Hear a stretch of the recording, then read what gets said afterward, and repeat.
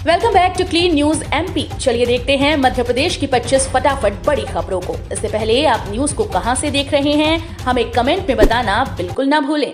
साथ ही हमारे Facebook page को भी फॉलो करें। फेसबुक पेज का लिंक डिस्क्रिप्शन में दिया गया है। उम्मीदवारों के लिए अच्छी खबर, विभिन्न पदों पर आयोजित होगी भर्ती प्रक्रिया।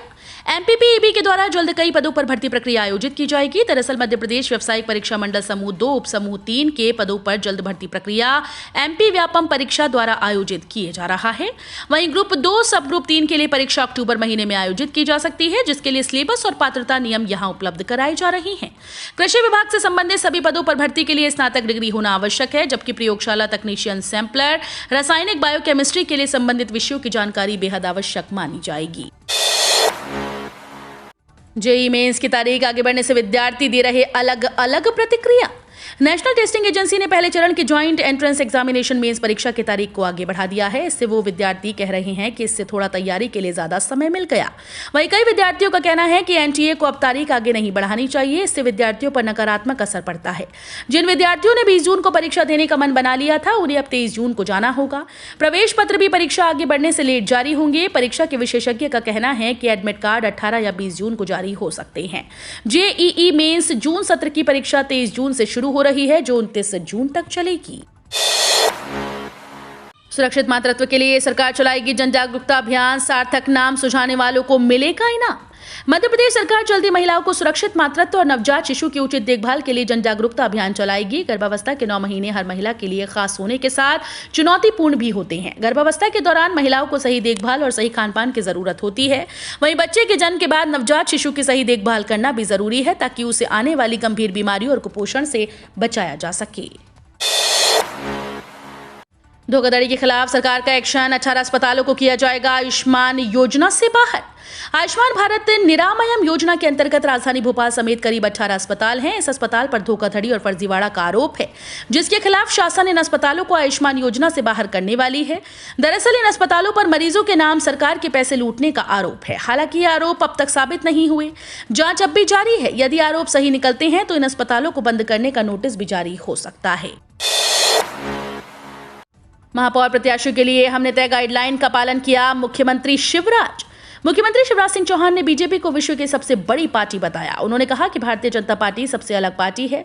पार्टी विद डिफरेंस ने स्थानीय निकाय के चुनाव में उम्मीदवार चयन के लिए कुछ भी गाइडलाइन तय की, कुछ मापदंड निर्धारित किए और मुझे गर्व और खुशी है कि निर्धारित मापदंडों का पालन करते हुए पार्टी ने अपने कार्यकर्ताओं को टिकट दिए। एक व्यक्ति एक पद अकेली भारतीय जनता पार्टी है, जिसमें तय किया विधायक महापौर का चुनाव नहीं लड़ेंगे।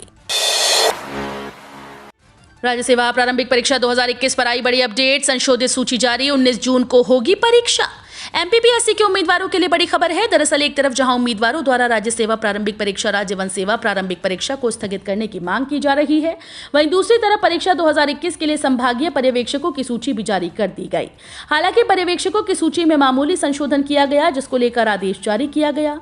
जारी आदेश के मुताबिक एमपीपीएससी द्वारा इंदौर संभाग के संभागीय पर्यवेक्षकों के प्रभार वाले जिलों में संशोधन किया गया।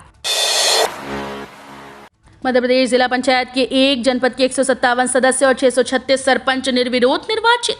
मध्य प्रदेश में त्रिस्तरीय पंचायत के लिए चुनाव 3 चरणों में होगा। इसके पहले एक जिला पंचायत, 157 जनपद पंचायत और 636 सरपंच निर्विरोध निर्वाचित हो गए। सरपंचों की संख्या में अभी और वृद्धि संभावित है, क्योंकि अभी तक पूरी जानकारी राज्य निर्वाचन आयोग को प्राप्त नहीं हुई। 2014-15 की तुलना में इस बार अधिक पंचायतों में निर्विरोध निर्वाचन हुआ है। मुख्यमंत्री शिवराज सिंह चौहान ने निर्विरोध निर्वाचन वाली पंचायतों को समरस पंचायत घोषित करके अतिरिक्त विकास के कार्य कराने की घोषणा की थी। इसका असर चुनाव में देखने को मिला। अब तक 636 पंचायतों में सरपंच निर्विरोध चुने गए हैं। ग्वालियर में जनजीवन पूरी तरह से सामान्य। अफवाहों पर ना दे ध्यान। ग्वालियर में कलेक्टर कौशलेंद्र सिंह ने स्थिति पूरी तरह से सामान्य एक बात कही है। उन्होंने लोगों से अपील की है कि वे किसी भी तरह की अफवाहों पर ध्यान ना दें। कुछ स्थानों पर शरारती तत्वों ने उपद्रव की कोशिश की थी, लेकिन अब पूरी तरह से स्थिति नियंत्रण में है। सोशल मीडिया पर चल रही अफवाह की ग्वालियर में सेना बुला ली गई है, पूरी तरह से निराधार है। स्थिति पूरी तरह सामान्य है और जनजीवन पर किसी तरह का कोई असर नहीं पड़ा। बिरला नगर, गोला का मंदिर और ग्वालियर स्टेशन पर कुछ तत्वों ने बेंच तोड़ने जैसी घटनाओं को अंजाम दिया था, लेकिन अब पूरी तरह से स्थिति सामान्य है और पुलिस प्रशासन पूरी तरह से स्थिति को नियंत्रण में करे हुए है। अधिकारी कर्मचारी के लिए बड़ी खबर, बढ़ाई गई रिटायरमेंट की आयु। कर्मचारियों के लिए बड़ी खबर सामने आई है। दरअसल उनके रिटायरमेंट एज को 2 वर्ष के लिए बढ़ाया गया। रिटायरमेंट एज बढ़ने के आदेश जारी कर दिए गए हैं। एक तरफ जहां केंद्र सरकार के द्वारा बार बार कहा जा रहा है कि सरकारी कर्मचारियों के रिटायरमेंट आयु को बढ़ाने का कोई इरादा नहीं, वहीं दूसरी तरफ से CAPT के कर्मचारी के सेवानिवृत्ति को बढ़ाने में अब नया विवाद उत्पन्न हो गया है। ग्रामोत्थान के लिए तैयार शिवराज सरकार की नई सहकारी नीति। मध्य प्रदेश में शिवराज सिंह चौहान की सरकार ने कृषि और ग्रामीण विकास के संकल्प के साथ नई सहकारी नीति तैयार की है। इसके जरिए किसानों की आर्थिक समृद्धि के द्वार खोलने के रास्ते बनाए जाएंगे। मकसद यही है कि सहकारिता के माध्यम से रोजगार का ऐसा मॉडल तैयार किया जाए जिसमें गांव के उत्पादकों को बाजार मिल सके और अधिक से अधिक लोग इसमें सहभागी बने। नई नीति का प्रारूप तैयार करते समय सरकार ने मध्य प्रदेश की कृषि व्यवस्था और ग्रामीण परिवहन की दुश्वारियों को ध्यान में रखा। इसमें ग्रामीण परिवहन की व्यवस्था भी मजबूत करने का लक्ष्य रखा गया है। इस बात का विशेष रूप से ध्यान रखा गया कि सहकारिता सिर्फ नारा न रह जाए, बल्कि ये ग्रामीण अर्थव्यवस्था में सकारात्मक बदलाव का जरिया बने। नेशनल हेराल्ड घोटाला। मध्य प्रदेश में भाजपा के प्रदेश अध्यक्ष VD शर्मा ने नेशनल हेराल्ड घोटाले के आरोप में ईडी की पूछताछ में राहुल गांधी द्वारा मोतीलाल वोरा का नाम दिए जाने पर कहा कि देश के अंदर इतने बड़े दल के नेता के द्वारा स्वीकारोक्ति देना कि ये हुआ है, हमने नहीं किया, मोतीलाल वोरा ने किया। ये स्पष्ट करता है कि जो आरोप आपके ऊपर लगे हैं, ईडी ने जिन आरोपों पर आपसे पूछताछ की है उसकी आपने स्वीकारोक्ति दे दी है। VD शर्मा ने कहा कि वोरा जी कौन थे? आपके ही सिपहसालार थे, इसलिए राहुल गांधी ने स्वीकारोक्ति दी है। स्टेट ऑफ इंडिया दे रहा है रोजगार, शुरू हो चुके हैं आवेदन। SBI म्यूचुअल फंड ने भर्ती के नोटिफिकेशन जारी कर दिए हैं। उप प्रबंधक के नाम पद पर उम्मीदवारों की भर्ती होगी। आवेदन 13 जून से शुरू हो चुके हैं। नौकरी की तलाश कर रहे युवा इस मौके का फायदा उठा सकते हैं। उम्मीदवारों की सूर्याई पीठ में होगी। आवेदन करने के लिए उम्मीदवारों के पास MBA और ग्रेजुएट की डिग्री के साथ 8 से 10 साल का इंडस्ट्री अनुभव होना चाहिए। कुछ स्किल की जानकारी भी उम्मीदवारों के पास होनी चाहिए। उम्मीदवारों के पास इक्विटी और डेप्थ मार्केट का ज्ञान होना भी जरूरी होगा।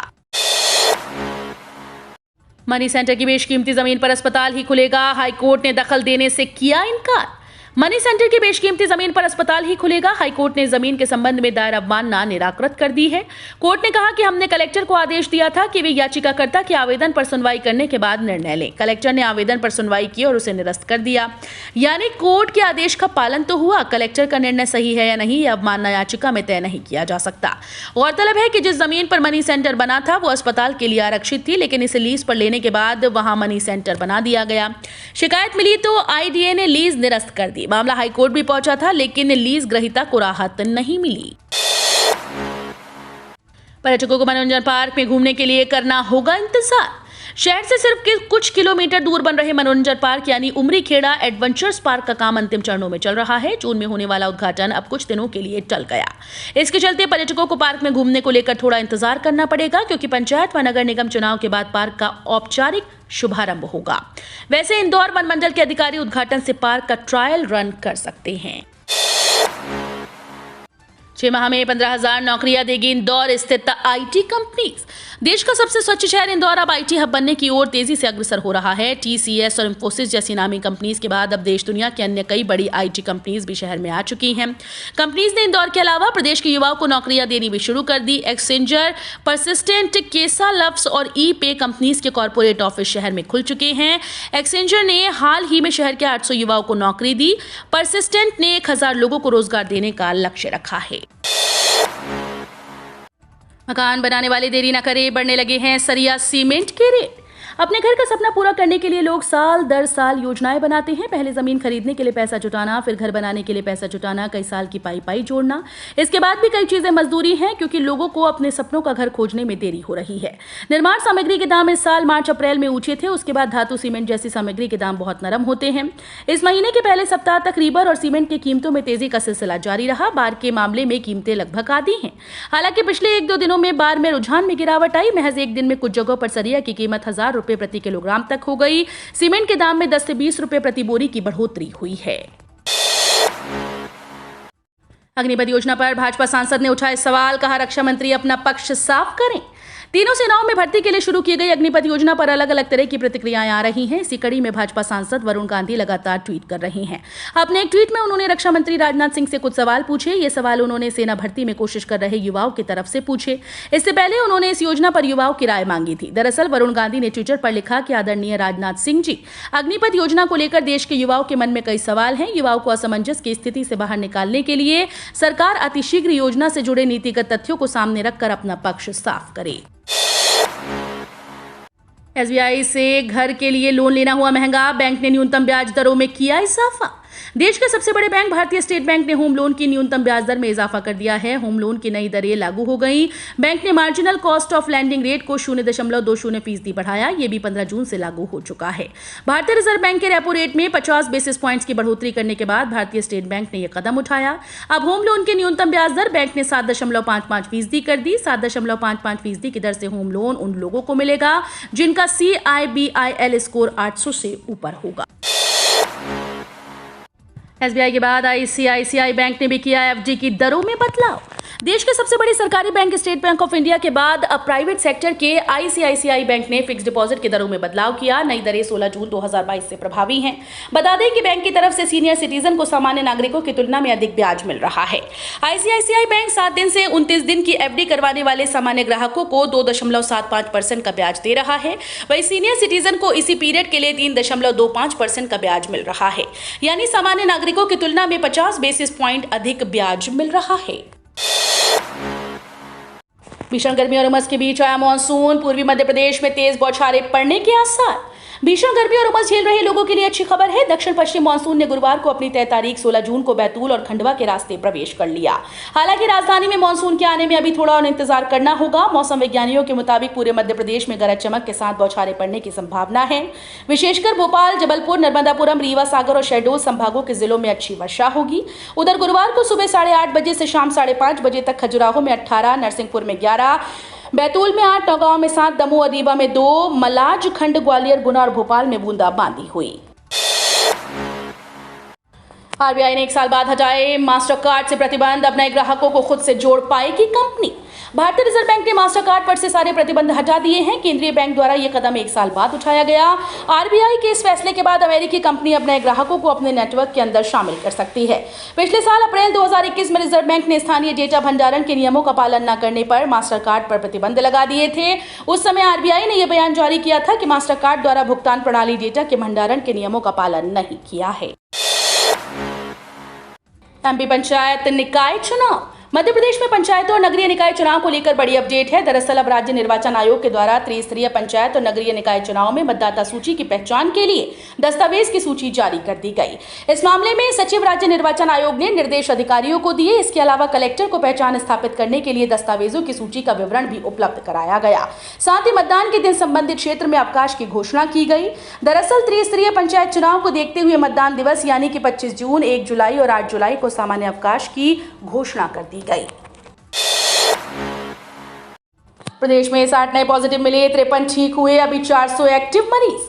मध्य प्रदेश में कोरोना संक्रमण के मामले लगातार बढ़ते जा रहे हैं। बीते दिन को 7164 जांच में 60 नए पॉजिटिव मिले। एक्टिव मरीजों की संख्या 400 पहुंच गई। प्रदेश के अलग अलग अस्पताल में 30 मरीज भर्ती हैं। इनमें से 4 ऑक्सीजन सपोर्ट पर हैं। अब तक 10,43,338 लोग संक्रमित हो चुके हैं। इनमें से 10,32,199 ठीक हुए। कोरोना के कारण अब तक 10,739 लोगों की जान जा चुकी है।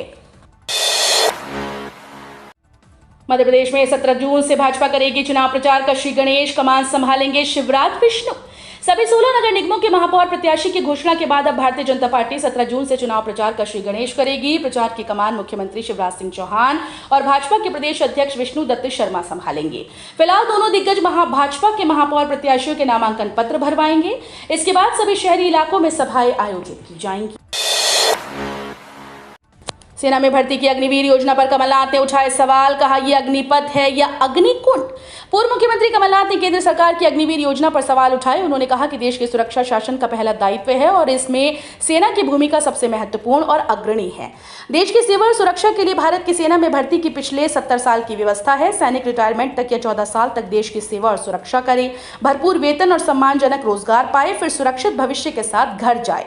लेकिन सरकार ने सिर्फ रोजगार बढ़ाने के दिखावे के लिए सेना भर्ती के नई व्यवस्था की, केवल 4 साल अल्प वेतन देने वाली शॉर्ट टर्म सैनिक भर्ती व्यवस्था और फिर घर चाहिए।